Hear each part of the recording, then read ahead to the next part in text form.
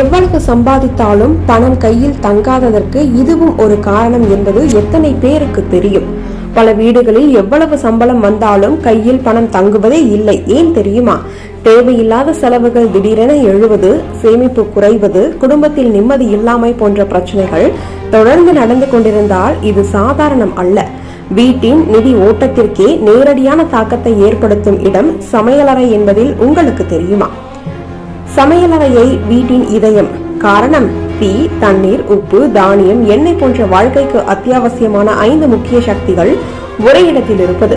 இந்த சக்திகளின் சமநிலை குலைந்தால் அது நேரடியாக வீட்டின் செழிப்பு, ஆரோக்கியம், மனநிலை ஆகியவற்றை பாதிக்கும். இதனால் தான் சமையலறை தவறான திசையில் அல்லது குழப்பமாக இருந்தால் பணம் தங்காது என்ற நம்பிக்கை உருவானது. வீட்டின் வடகிழக்கு பகுதி சுத்தம், அறிவு, அமைதி, ஒளி ஆகியவற்றின் அடையாளம். அங்கே அடுப்பை வைப்பது, கனரக சமையல் வேலைகள் செய்வது வீட்டு சக்தி நிலையை குலைப்பதாக நிபுணர்கள் கூறுகிறார்கள். இந்த பகுதியில் தீமூச்சு, புகை, எண்ணெய் குமட்டல் தொடர்ந்து நடந்தால் வீட்டில் அன்னெசரி டென்ஷன் அதிகரிக்கும். இந்த மனநிலையே தவறான நிதி முடிவுகளுக்கு காரணமாக மாறுகிறது. சமையலறையின் சுத்தமும் நிதிநிலைக்கும் நெருங்கிய தொடர்பு இருப்பதையும் முன்னோர் வலியுறுத்தியிருக்கிறார்கள். அடுப்படி எண்ணெய் ஒட்டிய நிலையில் இருப்பது, தரையில் தண்ணீர் தேங்குவது, உப்பு சிதறி கிடப்பது, இது வீட்டின் நன்மை தங்கி நிற்காமல் வெளியேற காரணம் என கருதப்பட்டது.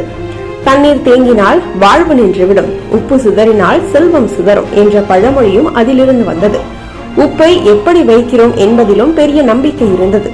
உப்புடப்பா எப்போது மூடிய நிலையில் இருக்க வேண்டும், தரையில் சிதறக்கூடாது மற்றும் சமையலறையின் தென்கிழக்கு பகுதியில் வைக்க வேண்டும் என பழைய வீட்டு கணக்கு சொல்கிறது. உப்பு கீழே விழுந்தால் பணம் கசிந்து போகும் என்பதே அதன் அர்த்தம்.